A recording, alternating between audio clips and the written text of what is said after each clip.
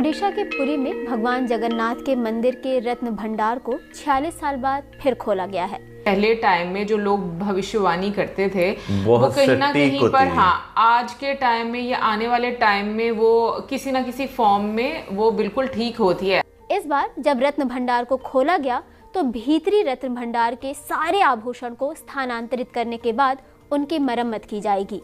India के temples पूरी दुनिया में बहुत फेमस हैं, बल्कि अब तो यूएई से लेकर और अमेरिका तक ये टेम्पल्स मौजूद है यहाँ पर। साल 1978 में जब 13 मई को रत्न भंडार का द्वार खोला गया था तो पूरी प्रक्रिया करीब 70 दिनों तक चली थी, लेकिन फिर भी ये पूरी नहीं हो पाई थी क्योंकि गिनती के लिए तिरुपति मंदिर समेत बाहर से बुलाए गए अलंकार विशेषज्ञ भी रत्न भंडार में रखे गए कई आभूषणों का सही आकलन नहीं कर पाए थे। और जो भारत के मंदिर हैं उनके लिए ये बात कही जाती है कि उनके अंदर बहुत ज्यादा खजाने मौजूद हैं और खास तौर पर गोल्ड बड़ी तादाद में मौजूद है।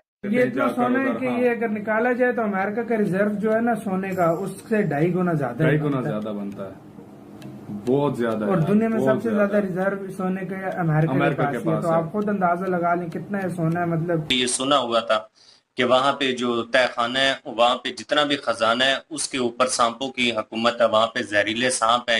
46 साल बाद जगन्नाथपुरी टेम्पल का 46 इयर्स रत्न भंडार खोला गया और उसके अंदर से क्या निकला देखकर आप लोग भी दंग रह जाएंगे और हम भी। तो इस वजह से ये कहा जाता है कि जितना सोना पूरी दुनिया में है उससे कहीं ज्यादा सोना आपको भारत के मंदिरों में मिल जाएगा अगर उसको निकाला जाए और उसको जो है वो कैलकुलेट किया जाए। अंदाजा लगाओ ये मतलब 2.5 लाख वो जो मटके सोने चांदी से भरे हुए, चांदी के भर के बैठ दिए गए थे। 46 साल बाद इसको खोला गया और वो भी ताले तोड़कर।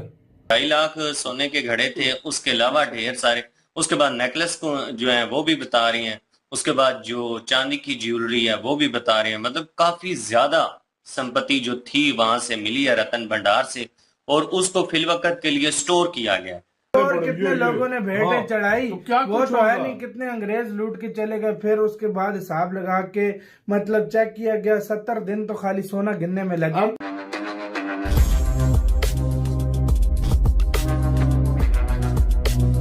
इंडिया के बहुत सारे टेम्पल्स ऐसे हैं जो बहुत एशियंट टेम्पल्स कहलाते हैं। आज हम जिस टेम्पल की बात कर रहे हैं वो 12th सेंचुरी का टेम्पल है और इसको लॉर्ड जगन्नाथ टेम्पल है ये, और ये उड़ीसा में है, पूरी उड़ीसा।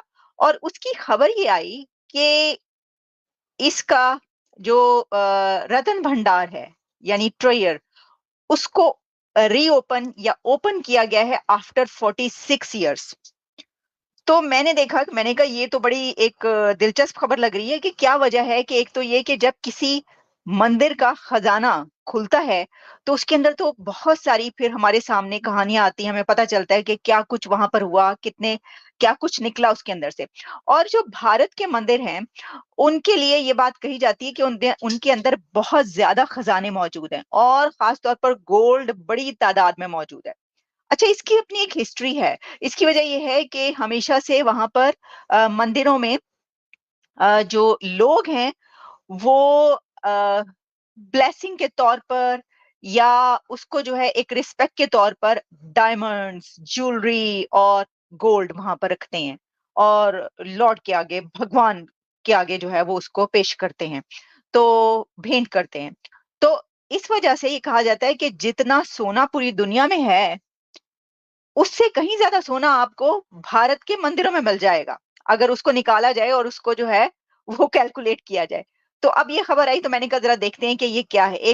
सबसे पहले तो मैं आपको ये बताऊं कि इसके अंदर से जो ऑर्नामेंट्स, जो अलमीरा, 4 अलमीरा कही जा रही हैं, वुडन की, स्टील की, वो खजाने से ऑर्नामेंट्स, ज्यूल्स, डायमंड्स इन सब से भरी हुई होंगी।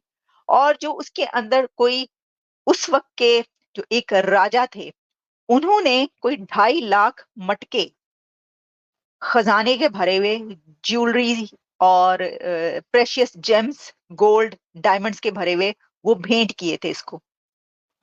Can you imagine? आप सोचें जरा कि उनके अंदर कितना वो होगा, कितनी मालियत का जो है वो ये मौजूद था।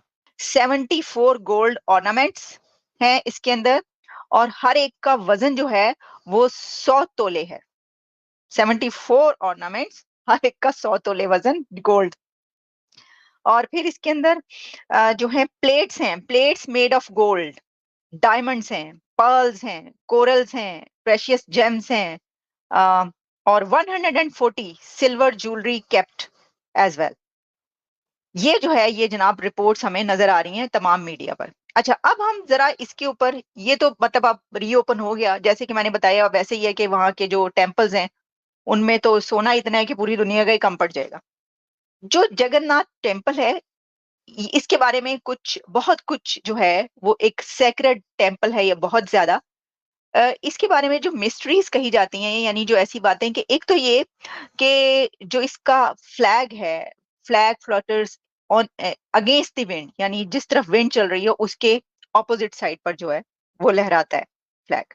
एक तो ये बात कही जाती है। अच्छा, दूसरा इसके बारे में ये बात है कि एवरीडे प्रीस्ट जो है वो ऊपर चढ़ता है, और जो टेम्पल की आप समझ लें कि 45 स्टोरी बिल्डिंग है जिसके ऊपर उसने चढ़ना है, और वहां पर चढ़ के वो इस फ्लैग को चेंज करता है। अच्छा, अब ये जो रिचुअल है ना, ये कोई 1800 ईयर्स से हो रहा है, फ्लैग चेंज करने का रिचुअल, और ये रिचुअल चलता रहेगा क्योंकि कहा यह जा रहा है कि जिस दिन भी ऐसा ना किया गया, यानी फ्लैग जिस दिन चेंज ना किया गया, उस दिन ये टेम्पल 18 ईयर्स के लिए क्लोज हो जाएगा, बंद हो जाएगा। तो लॉर्ड जगन्नाथ टेम्पल के का एक रिचुअल जो डेली होता है वो ये है कि एक प्रीस्ट ऊपर चढ़ता है, जाता है, और जो सबसे ऊपर फ्लैग लगा हुआ उसको चेंज किया जाता है। इसके अंदर वैसे तो और भी बहुत सारी मिस्ट्रीज हैं, लेकिन एक ये भी है कि जो श्री कृष्ण है उनका जो हार्ट अभी तक बीट कर रहा है, and that is inside the temple. ठीक है, अब ये पूरी एक, अगर आप कहेंगे कभी तो कमेंट्स में, तो उसके ऊपर भी हम, क्योंकि ये एक डिटेल में आपको बताना पड़ेगा कि ये क्या है सारी इसके अंदर। ये महाभारत में भी ये मौजूद है और इस तरह की। अच्छा, फिर इसमें इसके लिए अब एक आखिरी बात मैं इस टेम्पल के हवाले से और बता दूं, इसके ऊपर कोई 17 टाइम्स हमले हुए, 17 बार हमले हुए हैं, जो कि मुस्लिम राजाओं ने, मुसलमान राजाओं से लेकर अफगानियों ने, फिर तुगलकों ने, खिलजियों ने, जितने जो आते गए राजा बनते गए, मुगलों ने, राजा टोडरमल के बेटों ने, उसके राजा टोडरमल के बेटे ने तो 2 बार हमला उसने किया, फिर अकबर के दौर में, फिर औरंगजेब के दौर में, फिर जितने मुगल्स थे उन सब के अदवार में 1 या 2 कोई हिंदू राजा भी थे, बाकी सब के सब मुसलमान बादशाह थे जिन्होंने इसके ऊपर हमले किए 17 टाइम्स से ज्यादा, और इसको लूटा गया, इस मंदिर को। लेकिन आप ये देखें कि अभी भी वो खजानों से भरा हुआ है? ऐसे ही होता है ना। तो ये जब मैंने देखा, मैंने ये इसकी तारीख पढ़ी कि हमले हुए इसके ऊपर, कैसे कैसे हमले किए गए, और इसको इसमें से खजाने निकाल लिए गए, खजाने निकाल कर ले गए, ऑर्नामेंट्स, जूल्स, डायमंड्स, ये सब।